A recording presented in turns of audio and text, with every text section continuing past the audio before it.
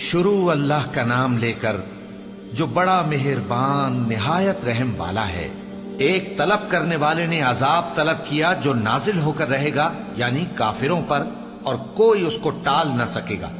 جو بلندیوں والے اللہ کی طرف سے نازل ہوگا، جس کی طرف روح القدس اور دوسرے فرشتے چڑھتے ہیں، اس روز نازل ہوگا جس کا طول 50,000 برس ہوگا۔ تو تم کافروں کی باتوں کو حوصلے کے ساتھ برداشت کرتے رہو۔ لوگ اس دن کو دور سمجھتے ہیں، جبکہ ہماری نظر میں وہ قریب ہے۔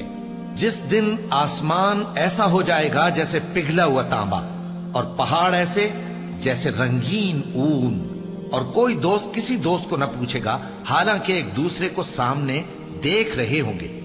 اس روز گناہگار چاہے گا کہ کسی طرح اس دن کے عذاب کے بدلے میں سب کچھ دے دے، یعنی اپنے بیٹے اور اپنی بیوی اور اپنے بھائی اور اپنا خاندان جس میں وہ رہتا تھا، اور جتنے آدمی زمین پر ہیں، غرض سب کو دے ڈالے، پھر اپنے آپ کو عذاب سے چھڑا لے۔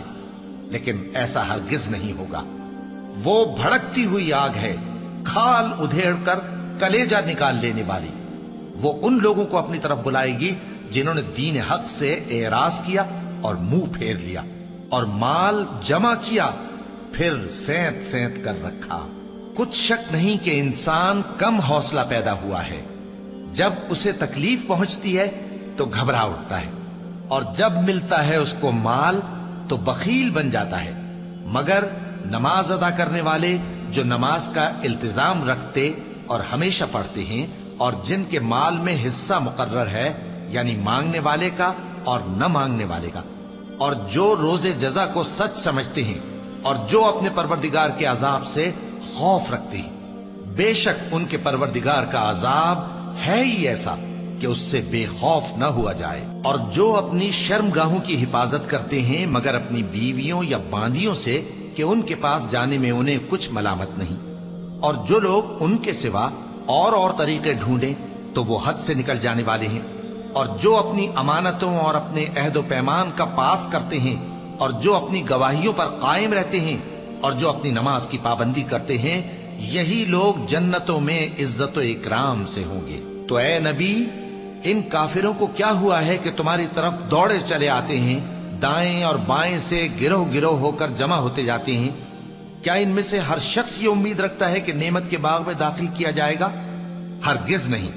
ہم نے ان کو اس چیز سے پیدا کیا ہے جسے یہ جانتے ہیں۔ پس مشرقوں اور مغربوں کے مالک کی قسم کہ ہم طاقت رکھتے ہیں، یعنی اس بات پر کہ ان سے بہتر لوگ بدل لائیں، اور ہم عاجز نہیں ہیں۔ تو اے پیغمبر، ان کو باطل میں پڑے رہنے اور کھیل لینے دو، یہاں تک کہ جس دن کا ان سے وعدہ کیا جاتا ہے وہ ان کے سامنے آ موجود ہو۔ اس دن یہ قبروں سے نکل کر اس طرح دوڑیں گے جیسے کسی مقابلے کے نشان کی طرف دوڑے جا رہی ہوں۔ ان کی آنکھیں جھک رہی ہوں گی اور ذلت ان پر چھا رہی ہوگی۔ یہی وہ دن ہے جس کا ان سے وعدہ کیا جاتا تھا۔